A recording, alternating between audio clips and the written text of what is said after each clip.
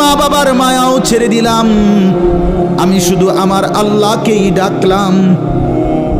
আসা আল্লাহ আকুনা বিদুআই রাব্বি শাকিয়া। এবার ইব্রাহিম নবী বলেন, আব্বা আমি বিশ্বাস করি আমার ওই এক আল্লাহকে ডেকে কেউ কোনোদিন বঞ্চিত হয় না।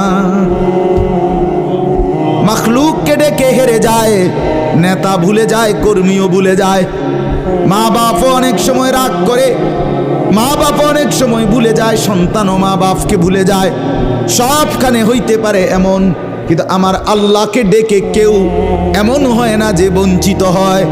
আল্লাহকে বান্দা যখন জমিন থেকে ডাক দেয় আল্লাহ রব্বুল আলামিন সাথে সাথে বলে লাব্বাইক ইয়া আবদি,